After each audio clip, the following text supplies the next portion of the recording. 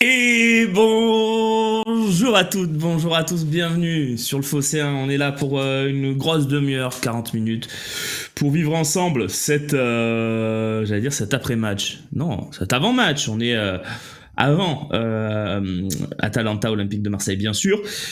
Et puisqu'on est dans le direct, le groupe olympien vient de tomber. Donc on connaît les 23 joueurs qui ont été retenus par Jean-Louis Gasset. On va le décrypter tout de suite si vous le voulez bien pour commencer. Mais d'abord, je vais vous saluer. Bonjour à tous ceux qui sont à Marseille, tous ceux qui sont heureux aujourd'hui, parce que dans notre avant-match, il s'est passé aussi quelque chose de sympa hier soir. On va pas se mentir, voilà. Et c'est du petit plus qui fait du bien, qui fait plaisir. Voilà, on va pas pleurer. Le groupe est certainement sans surprise. Je l'ai pas vu encore, Steph. On va le regarder ensemble. 23 joueurs, effectivement. Comme à l'aller d'ailleurs. Il y avait 23 joueurs, mais il y avait beaucoup de jeunes. Alors, donc le groupe, le voici, le voilà.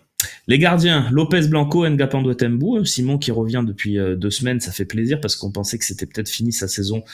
Voilà, on a un troisième gardien qui tient la route et qui peut aussi être inscrit sur les feuilles de match parce que Van Dijk pouvait pas l'être en Coupe d'Europe, ça avait failli nous jouer un tour quand Blanco était blessé. On n'avait plus que Paul Lopez de possible. Les défenseurs, Mbemba, Balerdi sont là, bien sûr, heureusement. Gigot est là, bien sûr, puisqu'il revient de suspension. Et la très bonne surprise, c'est le retour de Bamo Meite. Alors ça, Bamo Meite, ça fait vraiment plaisir de le retrouver dans le groupe. Il remplace Akin Saïd Mamadi, qui était avec nous sur les derniers matchs européens, le défenseur comorien international qui laisse sa place donc à Meite. De retour, lui aussi, on nous vendait une fin de saison anticipée. Pas du tout, il s'est battu pour revenir et il est dans le groupe, ça fait plaisir. Il pourra bien sûr pas débuter, mais ça peut être un recours, pourquoi pas, dans les prolongations par exemple, éventuelles, si besoin. Klaus et Murillo sont là pour le côté droit, Soglo et Merlin sont là pour le côté gauche. On a quasiment tout le monde, hein, les gars. On peut même rajouter à ces garçons-là Enrique, qui peut jouer piston, qui est dans le groupe aussi. Harit, Unai, Kondogbia, Vertu, nos milieux de terrain sont tous là. Et devant, il y a Lafont et Daou aussi qui sont dans le groupe. Et devant, Correa, Enrique, Aubameyang, Mumbagna, Sarr, Ndiaye. Donc en fait, sortie du groupe de Kélian Abdallah et de Hakim Saïd Mamadi pour Gigot et Meite. Donc écoute, le groupe s'est renforcé par rapport au match aller. C'est quelque chose de positif. Voilà. Et ceux qui se sont pris la pub, aïe aïe aïe. Et oui les gars, vous savez ce qu'il faut faire pour pas prendre la pub. Donc, je vais attendre la fin de la pub pour les copains qui l'ont prise quand même, parce que y a pas de souci, je l'ai aussi, hein, voilà. Donc je suis pas connecté aujourd'hui, donc je prends la pub également sur le replay. Voilà, ceux qui ont pris la pub, je vous le redonne le groupe, vite fait. Voilà, je suis sympa ce matin, je suis de bonne humeur. On a gagné hier soir au parc, enfin pas nous, mais il y a eu une belle victoire. Lopez Blanco, Ngapando Tembu, Mbemba, Balerdi, Gigot, Klaus, Murillo, Soglo, Merlin. Donc tout le monde est là derrière, avec en plus Enrique qui peut jouer les utilités en piston. Harit, Unai, Kondogbia, Vertu plus Daou et Lafont qui restent dans le groupe, Correa, Enrique, Aubameyang, Mumbagna, Sarr, Ndiaye. Tout le monde est là, sauf Valentin Rongier, hein, parmi les principaux, et les joueurs non qualifiés, bien sûr. Dams, merci pour ton Prime. Ça fait 1 an que tu t'abonnes chez nous et c'est franchement un grand plaisir. Petite parenthèse, voilà, parce que vous le signalez dans le chat et effectivement, c'est important. Vous soulignez l'absence des 3 joueurs, des 3 jeunes U17 pour la fin de la campagne de Gambardella. Effectivement, c'est la grosse mauvaise nouvelle, c'est-à-dire que pour la finale de la Gambardella qui aura lieu le 25 mai à Lille à 17h15, on essaiera de vous faire vivre ce match de la meilleure façon, peut-être même comme un match normal. Pour ce match-là, malheureusement, et c'est une grosse tuile, hein, Daryl Bacola qui a été excellent en demi-finale, Enzo Sternal qui est notre détonateur important sur les 2 buts également contre Reims, et Yanis Selami qui est peut-être notre meilleur milieu de terrain. Tous nos 3 joueurs seront à l'Euro U17, donc ils seront pas là pour la finale de la Gambardella contre Nancy. Et ça, c'est vraiment une mauvaise nouvelle. Ouais, la liste est tombée, donc voilà, on ne pourra pas les avoir. C'est comme ça. Tiens, je remercie aussi Baba Yaga pour son également 12e mois d'abonnement. Toi aussi, ça fait 1 an que t'es avec nous et merci d'être dans l'aventure. Ça fait plaisir. Je remonte un peu, tiens, pour voir si j'ai pas loupé un petit abonnement parce que j'aime pas ne pas vous saluer quand vous vous abonnez. Bon, c'est pas grave, écoutez. J'ai dû prendre le live un peu trop tard parce que je pense qu'il y en a eu 3, mais c'est pas grave. J'ai pas le détail là sous les yeux. Merci en tout cas à tous ceux qui le font. Alors, 2 questions. Est-ce qu'on peut décaler la date? Ben non. Par contre, ça aurait peut-être été intelligent de le faire en anticipant qu'il y avait un Euro U17. Mais bon, après c'est chaque année comme ça, mais c'est frustrant. Est-ce qu'ils peuvent... Alors ça, c'était une question de... Au kamikaze. Et puis, Bika, ils peuvent refuser la sélection? Non. Eh ben non. On peut pas refuser une sélection, sinon on peut être suspendu. Après, est-ce que les joueurs, et ça c'est vraiment une question à leur poser, est-ce qu'ils préféreraient être en Gambardella en finale et rater l'Euro ou faire l'Euro U17, qui est aussi une compétition prestigieuse? Ça, j'en ai aucune idée. Ils ont peut-être été sollicités, hein, d'ailleurs, pour savoir ce qu'ils préfèrent, mais bon. Ils sont en tout cas retenus. J'ai une mèche qui me chagrine ce matin. C'est pas grave. Donc voilà. C'est comme ça. C'est comme ça. C'était juste pour faire la petite parenthèse. Salut Romain, un petit trio, Messi, Bacola, Sternal sous la houlette de Papin l'année prochaine, ça a de la gueule. Oui, le petit Messi, qui est d'ailleurs aussi retenu dans cette liste U17 pour l'Euro, le Messi de Dijon, évidemment, hein, pas celui qui marche. Bacola est toujours en fin de contrat. Non, non, il n'y en a aucun qui est en fin de contrat. Hein. Bacola, il est en fin de contrat dans 1 an, de mémoire. Hein. Non, il n'y a pas d'embrouille sur nos jeunes pour l'instant. Voilà. Le truc, c'est il est très courtisé, donc évidemment, Bacola, il pourrait être tenté peut-être de pas signer son contrat pro chez nous, mais ça, on verra bien ces prochaines semaines. Ah,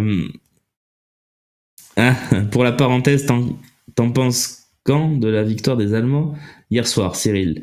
Cyril, écoute,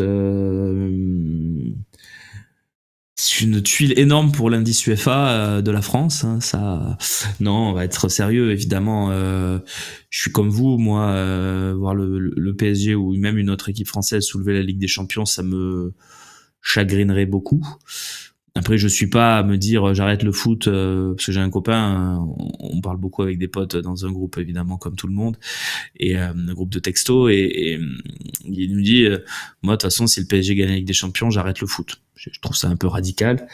Je pense qu'il le pense, mais bon, pour moi, c'est un peu exagéré. Limite, il préfère que le Borussia soit passé hier soir, que l'OM jeudi. Moi, c'est pas du tout le cas.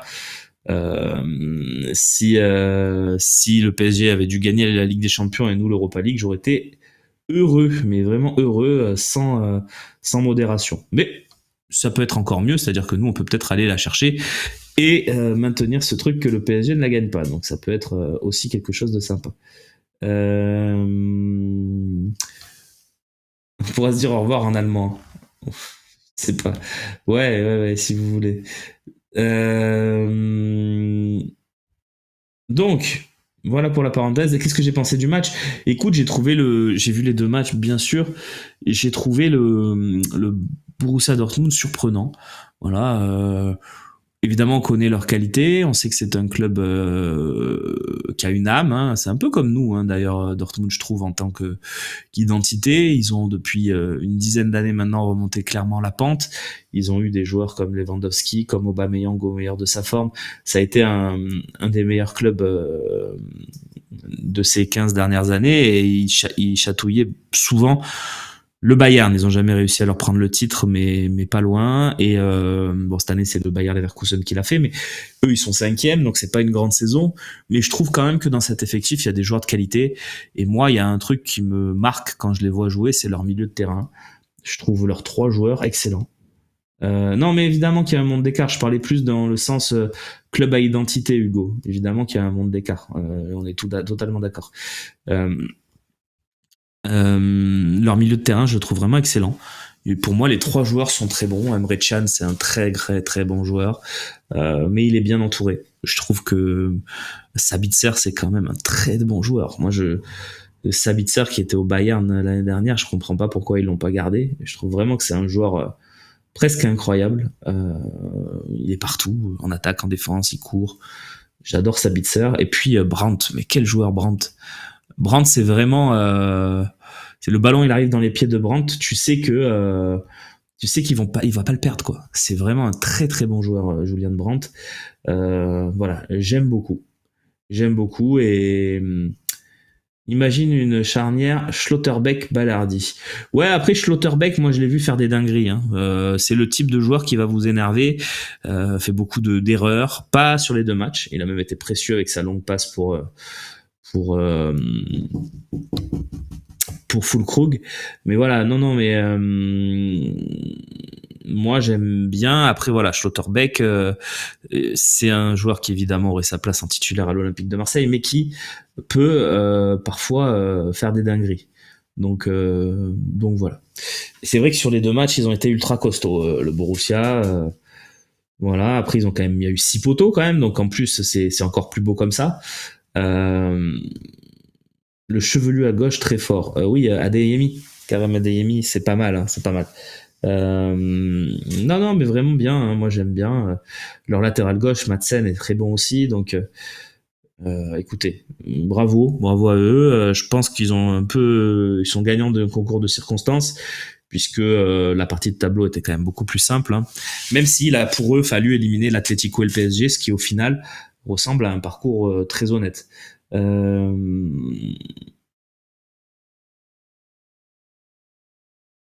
Romain, je trouve qu'il n'y a aucun engouement pour cette demi-finale retour. Les joueurs sont partis à 10 heures dans l'indifférence totale et aucune retransmission dans la ville.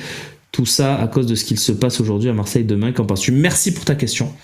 Merci vraiment Yaya, parce que je vais en parler. Je vais essayer de peser mes mots parce que je veux pas choquer des gens non plus. Ce qui se passe à Marseille, évidemment, où tu parles de l'arrivée de la flamme olympique à 19h au Vieux-Port. J'ai vu un reportage, par exemple, des Winners qui font une bâche de 160 mètres, un truc extraordinaire. Évidemment, ils travaillent dessus depuis 6 mois et c'est merveilleux. Bravo à eux. Malgré tout, j'aurais préféré que les Winners ce matin, et il y en a qui vont faire le déplacement, donc je tape pas sur personne, mais c'est vrai que peut-être qu'un allumage de fumigène à Marignane à 9h avant d'aller poser leur super tifo aurait peut-être été judicieux, parce que nous, ce qui compte, enfin, je sais pas comment expliquer ce que je ressens. Moi, je vais vous le dire comme ça, j'ai tweeté dessus d'ailleurs ce matin, donc il n'y a aucun problème. Les Jeux Olympiques, c'est formidable. C'est vraiment extraordinaire. Moi, cette quinzaine, je n'en manque pas une miette tous les 4 ans. C'est-à-dire que si je peux regarder toutes les compètes, je regarde toutes les compètes. Si j'en manque une, je la regarde en replay le soir. Les Jeux Olympiques, pour moi, c'est extraordinaire. Le drapeau français arboré avec la Marseillaise, ça me met les larmes. Donc moi, les Jeux Olympiques, c'est merveilleux. C'est merveilleux, c'est extraordinaire. Et c'est très bien que ça soit à Paris, c'est super pour la France, pas de problème. Par contre, par contre, l'arrivée de la flamme olympique en bateau à Marseille, j'en ai tellement rien à péter. Mais ça m'intéresse pas.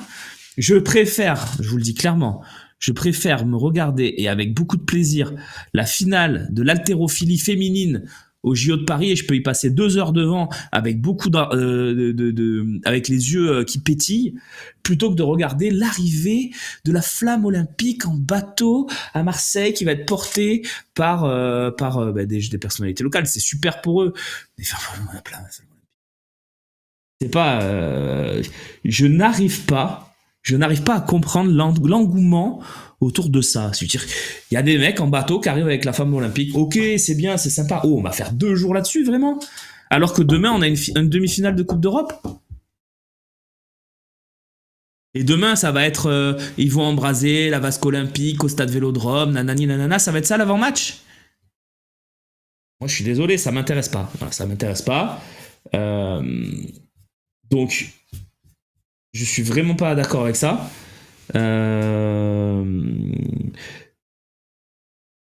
C'est super pour la ville, parce que ça fait parler de la ville et tout. Mais à part ça, Enfin, tu vois, demain, dans l'avant-match, qu'est-ce que je préfère voir? Qu'est-ce que je préfère savoir? Je préfère qu'on ait l'info sur la compo de Gasset, qu'on nous raconte comment s'est passée la journée, tout ça, plutôt que de savoir que Didier Drogba va allumer le chaudron olympique dans le stade Vélodrome. Là, rien à foutre.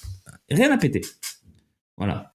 Donc ça, non, alors juste Sinistrouille, je vais pas du tout aller dans ton sens.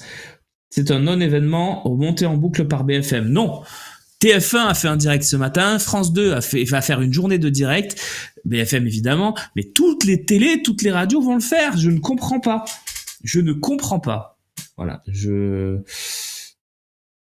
Écoute, chacun sa vision. Moi, moi ça m'intéresse pas plus que ça, vous l'aurez compris.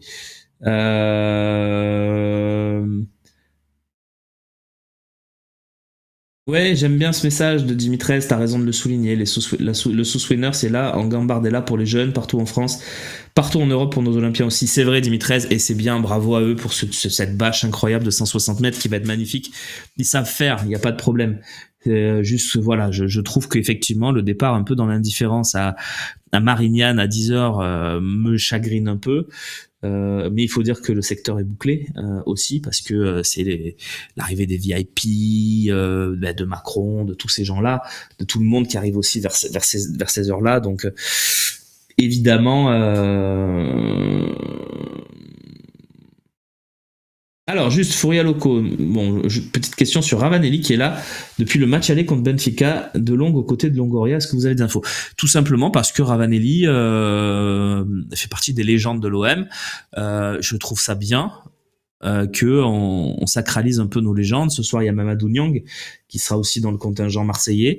Je pense que Ravanelli, de par sa fibre italienne, a aussi un côté qui peut se rapprocher de Longoria. Je trouve ça bien qu'il s'entoure aussi d'anciens joueurs pour ces grands matchs, ces grands rendez-vous. Je trouve ça super. Ça ajoute de l'identité. Moi, je vois aucun problème là-dessus. L'OM doit inviter Fabrizio, évidemment, à chaque fois et il répond présent, donc ça fait plaisir. Donc, je trouve ça très bien. Après, il n'y a pas de rôle, en tout cas pour l'instant, de défini pour lui à l'Olympique de Marseille, mais ça pourrait devenir un de nos ambassadeurs. Et personnellement, ça me dérangerait pas du tout. Il y avait Touafilou Maoulida aussi à la Gambardella, par exemple, à Reims. Bon, il était venu soutenir son neveu Kélian Abdallah, mais je trouve ça super. Voilà, donc il y a plein de très très bons signaux aussi envoyés là-dessus. En tout cas, ça va nous permettre, voilà, moi cette flamme olympique, le seul truc que ça réveille en moi, c'est justement la flamme olympique. Et demain soir, je l'aurai, voilà, à 20h, quand on va commencer l'émission en plateau avec Slim, avec Idriss, avec Jean-Luc, avec tout le monde, avec Arnaud, avec Loïc, avec Benoît, voilà, quand on va commencer l'émission avec Romain et Jade en direct de Bergame, quand on va commencer l'émission, j'aurai une flamme olympique de fou, voilà. Moi, je vais voir la flamme olympique arriver du travail et j'en ai rien à foutre, me dit Dimitrez. Ouais. Dr Jones, 22e mois d'abonnement avec Prime. Merci à toi, c'est très gentil. Voilà,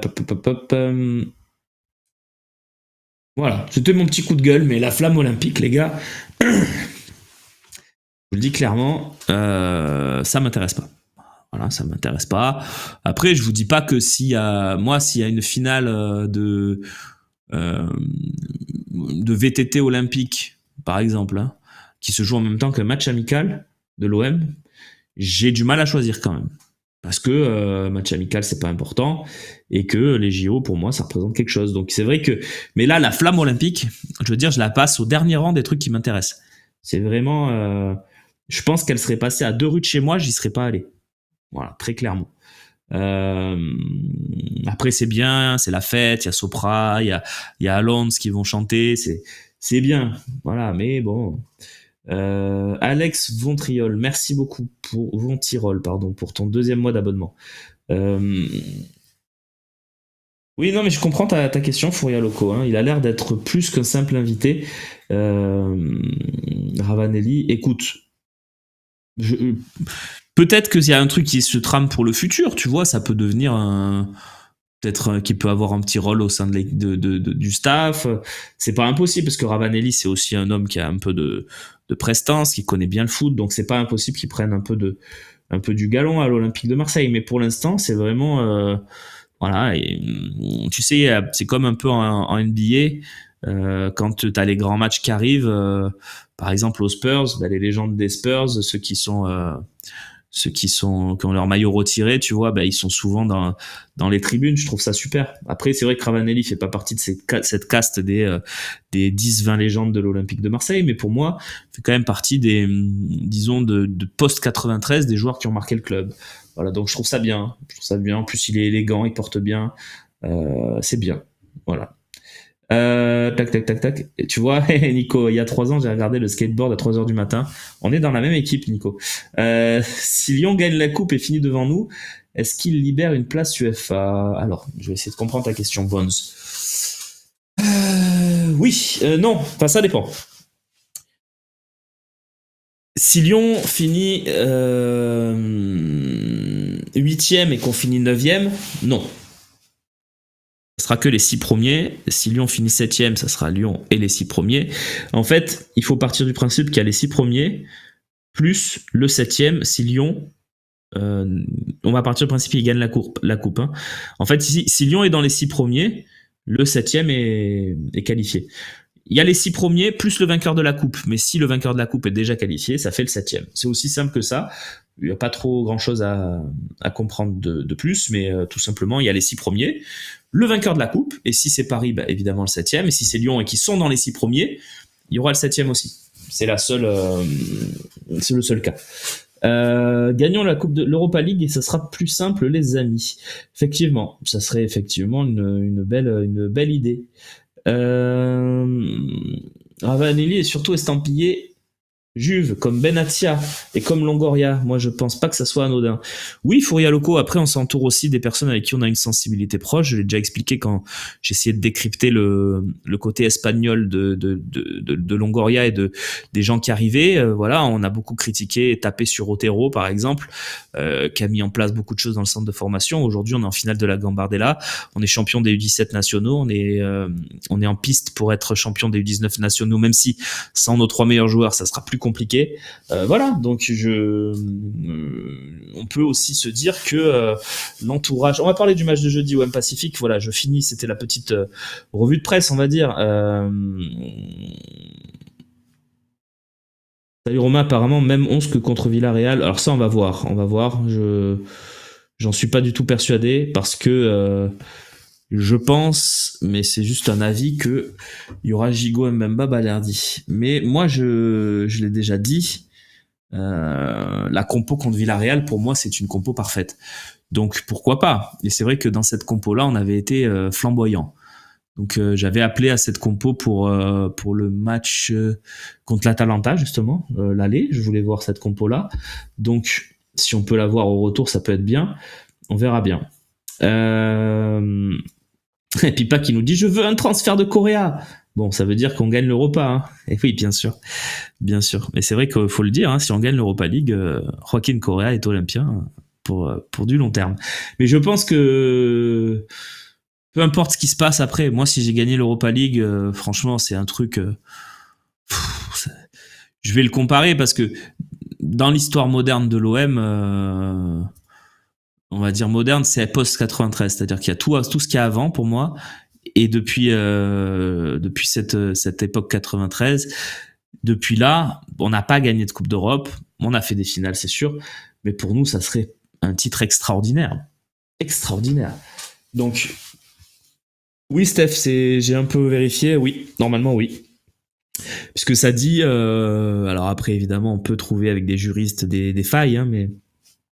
ça dit clairement si on est qualifié directement pour la Ligue des Champions. Donc la victoire en Europa League nous qualifie directement pour la Ligue des Champions.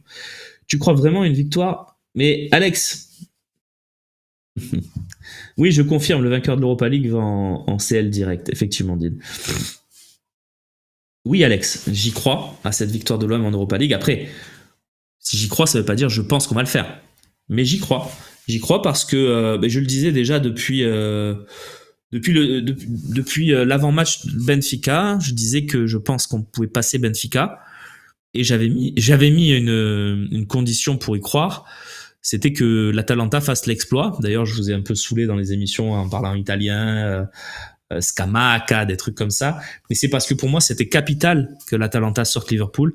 Parce que ce que l'Atalanta a fait Liverpool, je pense qu'on n'est pas capable de le faire. C'est-à-dire de les bouffer comme ils l'ont fait. Par contre, je sais que nous, on est capable de battre l'Atalanta sur un aller-retour.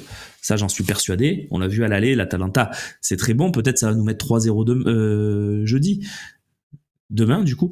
Peut-être ça va nous mettre 3-0, mais moi, je pense qu'il y a une possibilité de passer. J'y viens à Leverkusen épileptique, t'inquiète pas. T'inquiète pas. Oui, et c'est en plus le gagnant, il va direct en chapeau 1 de Ligue des Champions. C'est vrai, tu as raison, Alex. Donc, compo idéal face à Villarreal à la maison et ultra offensif, je ne pense pas que ce soit le schéma choisi par Gasset à l'extérieur, avec en plus le retour de Gigot. Je suis parfaitement d'accord avec toi, Charlie. Après, tu peux tenter un coup. Tu peux y aller en te disant, ben, on fait all-in, on tente, on y va. Allez, on est l'Olympique de Marseille, droit au but. C'est pas impossible. L'Atalanta a joué contre la Salernitana au M-Pacifique, qui est pas Sassuolo, mais c'est un peu pareil. Ils ont gagné 2-1, mais ils ont dû s'employer parce que c'est la Salernitana qui a ouvert le score. Donc voilà. Pipa qui me dit, Romain, tu n'avais pas rêvé d'une coupe pour l'OM. Effectivement, merci pour ta fidélité. J'ai rêvé, j'ai fait un rêve prémonitoire, enfin que j'espérais prémonitoire ou pas d'ailleurs. C'était en octobre quand on était encore en phase de poule d'Europa League. Et je vous avais dit que j'avais vu Valentin Rongier soulever la Ligue Europa Conférence. Bon, finalement, on s'est qualifié pour la Ligue Europa, donc ce rêve était un échec.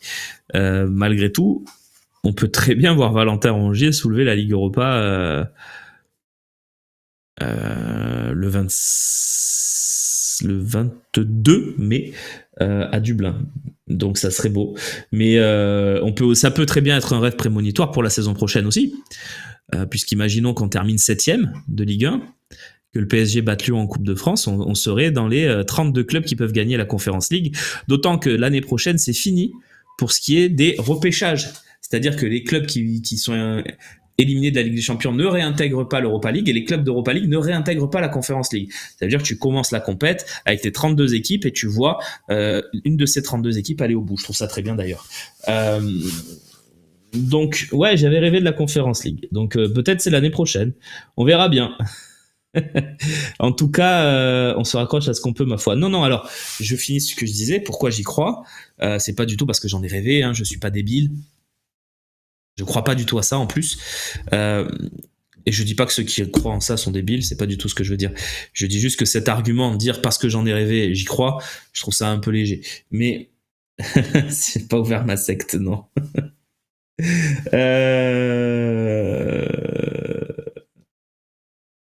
Autant je pense qu'on peut aller en finale, autant la gagner, ça me paraît improbable, impossible. Mais impossible n'est pas marseillais. Mais j'y viens, Alex.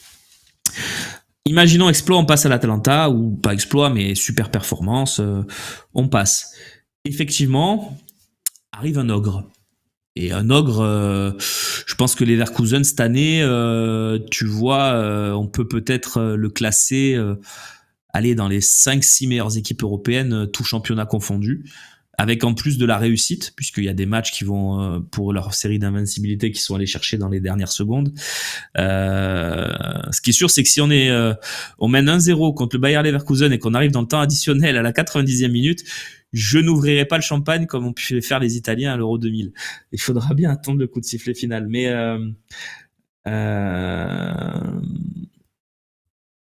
t'as mal vu dans ton rêve, Rongier va soulever la flamme olympique. Bravo. C'est vrai que ça ressemble un peu à un trophée en plus, donc c'est pas impossible. Les Roméliens. Vous êtes bons, les gars, vous êtes bons. Et donc voilà, on arriverait sur cet ogre. Et moi, je pense, mais c'est que mon avis, c'est un avis humble que je vous donne. Je pense que sur un match, on peut battre Leverkusen. Leverkusen a une équipe très forte, c'est vrai. Mais on a un des meilleurs défenseurs d'Europe en ce moment, c'est Balerdi. Je pense que Balerdi, tu le mets sur Boniface ou sur Schick, selon qui joue, t'es capable de faire le match de ta vie. Il faudra réussir à trouver une solution pour Wirtz, qui est un joueur exceptionnel, Florian Wirtz. Mais on sait jamais, et puis on est capable de leur marquer des buts. On a Aubameyang, qui est le meilleur buteur de la compétition. On a les deux meilleurs passeurs, Klose et Harit. Si on a vraiment toutes nos forces, voilà, moi je veux y croire. Voilà. Et on n'est même pas obligé de les battre. Exact, sans bas tapis. Donc, est-ce que c'est l'équivalent de l'Atlético 2018 ? Oui et non, parce que l'Atlético, ce qui m'énervait, c'est que c'était une équipe reversée. Ça, c'est toujours embêtant, parce que tu te dis, bon, ben ouais, en fait, tu peux te faire reverser n'importe qui dans cette compétition. Et donc là, les Leverkusen, pour le coup, ils sont rentrés dès le début dans cette Ligue Europa, donc ça me dérange pas, et je trouve ça bien qu'il y ait des très belles équipes qui disputent cette compétition. Donc par contre, en termes de niveau, oui, c'est l'Atlético 2018. Effectivement. Mais tout ça, tout ce que je viens de dire, on s'en fout. Ce qui compte, c'est jeudi. Jeudi, il faut nous offrir une 6e finale européenne dans l'histoire de notre club. Et dans la légende, cette équipe, il y a 5 mois, 8 mois, 2 mois, cette équipe, on allait la retenir dans la légende comme une des pires équipes, une des pires saisons de notre ère moderne. On la mettait avec l'équipe de Garcia 2018-2019. On la mettait avec l'équipe de Mitchell 2015-2016. On pouvait la mettre avec des équipes catastrophiques du début des années 2000. Là, demain, s'il gagne, donc je répète, demain, si l'OM se qualifie, il n'y a même pas besoin de gagner, mais se qualifie, si l'OM se qualifie à l'Atalanta, cette équipe devient légendaire. Cette équipe devient légendaire. L'OM 2004 de Drogba en championnat était catastrophique. Catastrophique, mais était 6-7e, un peu comme cette année. Cette équipe est dans la légende, l'OM de 2004. L'équipe de 2018, elle est dans la légende. L'équipe de 99, elle est plus que jamais dans la légende parce qu'en plus, on s'est fait voler le titre à la dernière seconde par Bernard Lama qui a écarté les jambes pour laisser passer le ballon de Fainduno. Cette équipe, demain, peut rentrer dans la légende. Mais c'est pas dire ouais, il rentre dans la légende, on s'en fout. Non. Dans l'imaginaire collectif, c'est très important. Moi, personnellement, et tu vois, il y a des gamins qui ont entre 10 et 14 ans, là, qui demain vont regarder la télé, et qui, eux, je veux dire plus ceux qui ont 12 ans, par exemple, n'ont pas 2018, là, ils avaient 6 ans, 5 ans, ça les a pas marqués. Et ça me fait penser à mon histoire personnelle, donc je vais en parler. Moi, 93, j'avais 4 ans, je n'ai aucun souvenir, je pense que je n'ai même pas vu le match. Et c'est une des plus grosses frustrations de ma vie, puisque moi, je m'éveille au football avec la Coupe du Monde 94. Je me souviens qu'on avait enregistré la finale sur une VHS, un piètre Brésil-Italie 0-0 qui finit au penalty, et l'avoir regardé 5 fois. Donc, et je m'éveille à football comme ça, et mes plus belles émotions, enfin mes émotions les plus pures de supporter de l'OM, il y en a 2. Il y a 99. Je me souviendrai toute ma vie d'avoir pleuré sur le but de Fainduno. Mais j'ai pleuré... on dit souvent j'ai pleuré comme un enfant. Mais j'ai vraiment pleuré comme un enfant ce jour-là. J'avais plus envie de rien. J'ai été abattu, voilà, complètement. Et cette saison 99, elle reste fort en moi parce que... elle m'a aussi éveillé à la frustration de l'Olympique de Marseille. Parce que moi, j'ai connu l'OM en D2, on monte, c'est super, tout est beau. Ouah, l'équipe de Courbis, elle est pas mal et tout, on va en finale de Coupe d'Europe. Et il y a cette histoire qui te tue, quoi. Et voilà, donc 99 résonne en moi. Et je m'en souviendrai toute ma vie de 99. Parce que j'avais 10 ans et que c'était mes premières émotions d'Olympique de Marseille très fortes. Et puis à 2004 où je suis abonné au Virage Nord depuis 1 ou 2 ans, je crois, et où je vais avec mes copains de collège, de lycée. 2004, j'étais au lycée déjà. Ouais, j'étais déjà en seconde en 2004. Oui, parce que j'ai sauté une classe. On s'en fout. Mais voilà, donc 2004, c'est des émotions incroyables.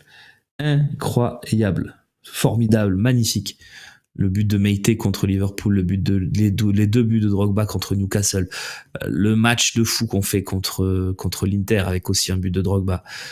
Je les ai pas dites dans l'ordre, mais on s'en fout. Vraiment, 2004, c'était merveilleux. Et et ouais, Nono. Donc 2004, il y a cette frustration en finale et tout, ok. Mais pour moi, l'OM de Drogba, ça reste extraordinaire. Ça reste monumental. C'est une équipe qui avait dans ses rangs évidemment un grand gardien Barthez, un grand attaquant Drogba, quelques beaux joueurs de devoir et même plus avec des gars comme Habib Bey, et puis il y avait des joueurs lambda. Et c'est pour ça que cette équipe de 2004 me fait aussi beaucoup penser à notre équipe actuelle, parce que des joueurs lambda on en a beaucoup, hein, vous le savez. Mais oui, le but de Myriam Meazza, d'ailleurs le but de Myriam Meazza sur les 11 matchs de l'OM en Italie, c'est la seule victoire. C'est pas très rassurant, mais elle existe. Elle a le mérite d'exister. Et dans cette équipe, il y avait dans les titulaires, il y avait Brahim Mdani, que je respecte beaucoup, hein, qui est un bon joueur, mais voilà, Demetrius Ferreira, Manu dos Santos, Sylvain Ndiaye, Mathieu Flamini qui débutait. On n'avait pas, c'était pas des foudres de guerre, hein. Même Abdou Meïté qui nous qualifie contre Liverpool, mais voilà, donc et merci Nono, j'ai un petit, je suis comme toi, je veux qu'il chope le virus. Alors moi mon petit, il a 4 ans, évidemment j'insisterai pour qu'on lui propose de la regarder, parce que c'est important, mais s'il a pas envie, je le forcerai pas. Mais voilà. Et ce que je veux dire, c'est que pour des gamins qui ont entre 10 et 15 ans, le match de demain, il est légendaire. Il est légendaire parce que si tu passes, tu offres à ces gamins-là, même si on est de plus en plus biberonné à la Ligue des Champions, il n'y a que ça qui compte, etc. C'est pas vrai. C'est pas vrai. Une Coupe d'Europe, ça reste merveilleux. Remporter une Coupe d'Europe, c'est merveilleux. Et tu offres à ces gamins-là d'être à 90 minutes, de soulever le plus beau trophée de ces 30 dernières années. Parce que la Ligue 1, c'était merveilleux aussi. Mais la Ligue 1, on l'a déjà gagnée dans le passé. Évidemment, on avait besoin de la regagner et c'est très bien ce qu'a fait la bande à Deschamps et bravo à eux. Mais là, on est à 2 matchs de peut-être de nos... Moi, j'ai 35 ans aujourd'hui. Je suis à 2 matchs de mes plus belles émotions de supporter. C'est extraordinaire. Donc, il faut vraiment qu'ils aillent... Et moi, tu vois, si j'étais Gassé, j'aurais enregistré des supporters comme ça qui donnent ce vécu. Je dis pas qu'il faut qu'ils mettent ma vidéo dans le vestiaire, on n'a rien à foutre, c'est pas du tout ça, je suis personne. Mais qui donnent la parole à des supporters, qu'ils enregistrent et qui leur diffusent au moment de préparer le match en vidéo. Et ça, je pense que Gassé est capable de faire un truc comme ça. Donc, à mon avis, l'OM de demain soir va être une belle équipe. C'est pour ça aussi que j'ai confiance. Nova Diaz, merci pour ton 3e mois d'abonnement, c'est très gentil. Donc voilà, c'est sérieux la stade de l'OM qui joue en Italie, c'est dingue. Alors Calibrix, oui, c'est sérieux, une victoire en 11 matchs, mais on peut la tempérer quand même parce qu'il y a 5 défaites, 5 nuls, une victoire. On s'est qualifié sur les confrontations directes 5 fois sur 6 je crois, contre les clubs italiens.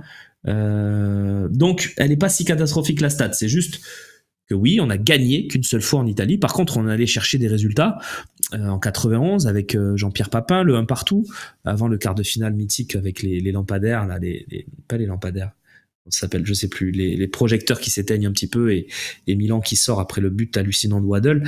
Il y a plein d'histoires, 2004 contre l'Inter, 2012 contre l'Inter aussi avec Deschamps, mais là on gagne pas ce match par exemple. Mais ce dos de Brandao, dans l'imaginaire, on l'a gagné parce que y avait déjà le but à l'extérieur qui nous apportait tellement à ce moment-là. Et puis voilà, donc on se dit que c'est parfait. Voilà, donc on va y croire. En tout cas, on va y aller à fond. Et pour la compo, on verra bien. Il y a la conf de Gassé. Vous aurez les meilleurs moments, évidemment, grâce à nos envoyés spéciaux. À partir de 18h15, on essaiera de faire vivre ça en live text aussi. On sera tous ensemble. Voilà. Donc, je sais pas si vous l'entendez derrière moi, mais il y a une fanfare. C'est extraordinaire. Conclure cette émission en fanfare. Est-ce que vous l'entendez? Peut-être pas. En tout cas, moi, je l'entends. Cette stat ne veut plus rien dire avec le but à l'extérieur. Merci pour le témoignage, c'était super. Non, mais vraiment, voilà, je pense qu'on minimise trop le fait d'aller en finale de Coupe d'Europe. C'est extraordinaire. Et c'est pour ça que j'en veux beaucoup à l'équipe de Sampaoli aussi, parce qu'il y avait la place d'aller en finale de Coupe d'Europe. Donc, voilà, on se cotise et qu'on paye pour les Leverkusen qui nous laissent le match. Non, faut plus faire ça, on n'a plus le droit. On a oublié Salzbourg, mais c'est pareil, ça reste une demi. Mais Salzbourg, les gars. Alors moi, été missionné par mon patron Sébastien Wolf, que j'embrasse. Tiens, j'avais été missionné pour, peut-être pas par lui d'ailleurs, peut-être par mon rédacteur en chef de l'époque, pour aller faire le match au Vélodrome avec les supporters, puisqu'ils avaient ouvert Gannet, et tout Gannet était plein avec un écran géant. Et c'était incroyable l'atmosphère sur le but de Rolando, incroyable. Les gens pleuraient. Je vous jure, c'était un truc. J'en ai les frissons là qui me reviennent un peu parce que c'était voilà, cette campagne de 2018, elle est merveilleuse aussi avec ce but de Payet, l'exter lucarne là qui nous donne l'avantage contre Leipzig. J'ai cru que le stade allait s'effondrer. Le but de Sakai à la fin, il est anecdotique, mais il est tellement libérateur que le stade hurle. Enfin, c'était extraordinaire, extraordinaire. Et voilà, donc sur le moment, j'étais un peu dégoûté parce que je voulais voir le match. Je voulais bien voir le match en fait. Je voulais pas être à faire un reportage en même plein milieu du match, tu vois, parce que je filmais les supporters. Je fais un reportage pour le Phocéen, mais j'étais tellement heureux en fait de voir les gens heureux que c'était encore mieux. Voilà, donc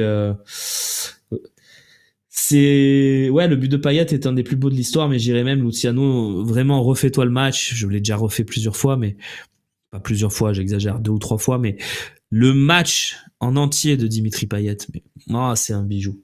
C'est un bijou, et quand j'entendais qu'il n'était pas là dans les grands matchs, quand même. Quand même. C'est vrai que contre Paris, il a eu du mal à exister dans les grands matchs. Mais ce match de Leipzig, il y a une passe de 50 mètres sur le but de Sarr qui arrive dans les pieds. Enfin, il y a des trucs du pied gauche en plus, je crois. Il y a une frappe de 30 mètres du pied gauche qui est gâchée par une faute de Mitroglou alors qu'elle va en lucarne. Il y a ce but monumental. Il y a tellement de choses. Il y a tellement de choses. Et voilà, donc c'était la folie. Donc j'ai envie de revivre ça. Et en plus, ce que la cerise sur le gâteau, c'est que le stade à Dublin, il est extraordinaire.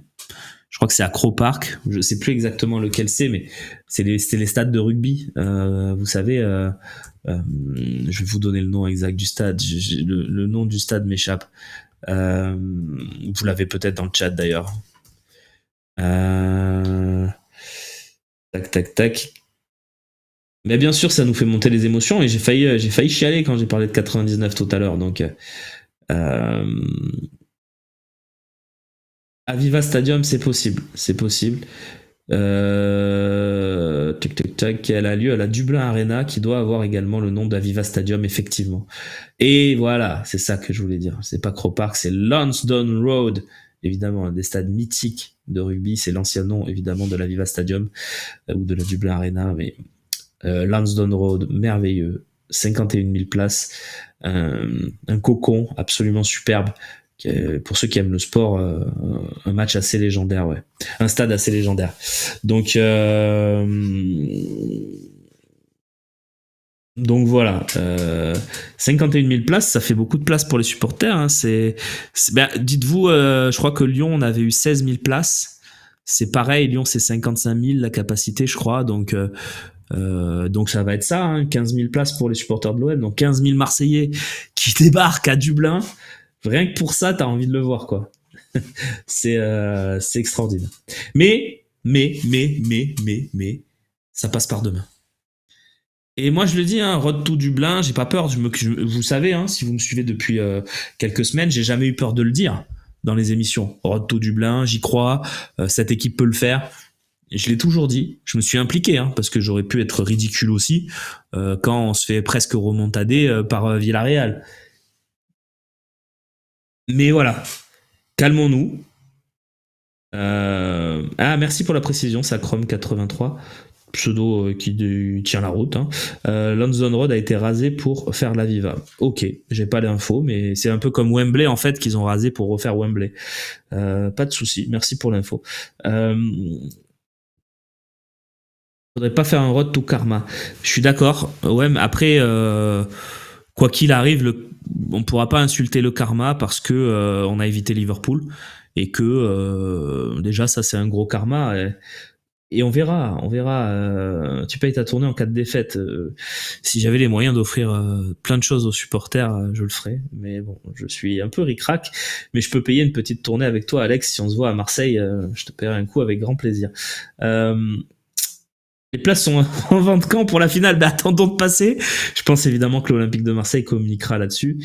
Et malheureusement, si vous n'êtes pas dans un groupe de supporters, ça peut être plus compliqué. Mais ce qui est sûr, c'est que demain peut être le tournant pour une génération. Voilà, moi j'ai pas peur de le dire. Et ce qui est fou, euh, c'est que non, je me moque pas. C'est une petite taquinerie, il y a pas de problème.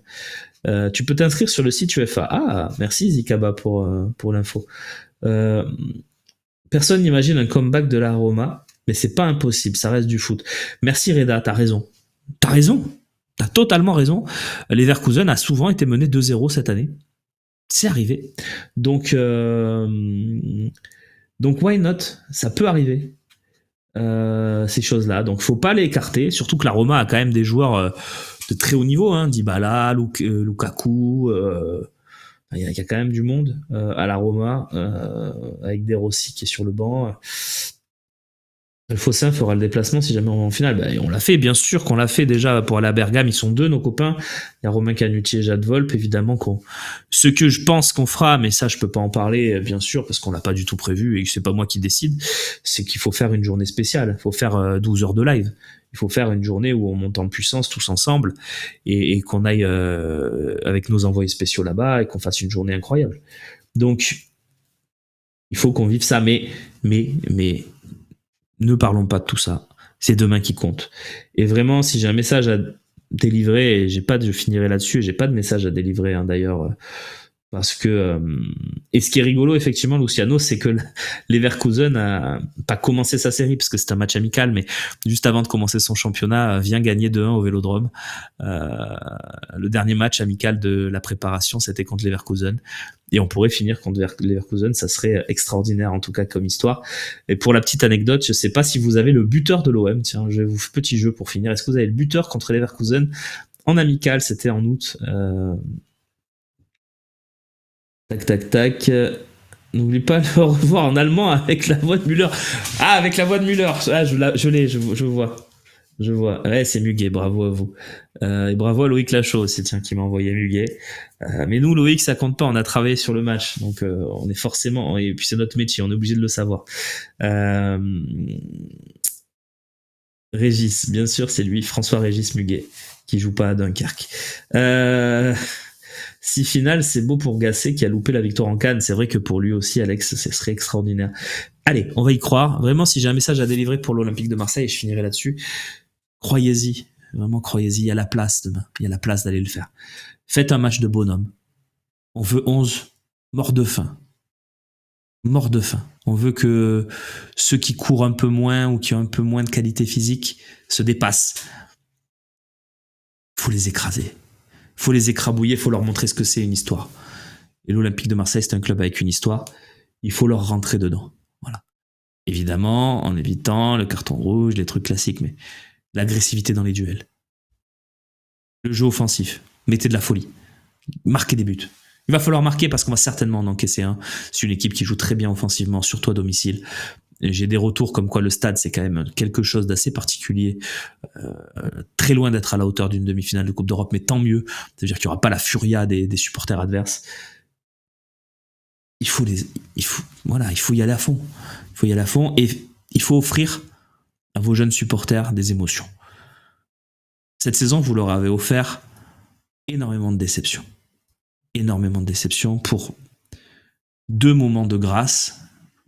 La victoire contre Villarreal au Vélodrome et la victoire la qualif contre Benfica avec la victoire. Offrez-leur un moment de grâce inouï. Faites monter le peuple à Dublin. Allez les gars, on y croit et on va le faire. Je vous souhaite une belle journée sur le Phocéen, bien sûr. On monte en puissance, vous le savez. On se retrouve avec les meilleurs moments de la conférence de presse en soirée à partir de 18h15. Et on se retrouve aussi tous ensemble. J'allais dire tous les deux, non, tous ensemble.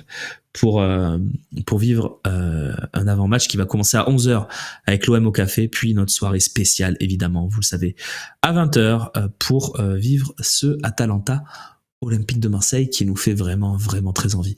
Je vous souhaite une belle journée. Ciao les amis.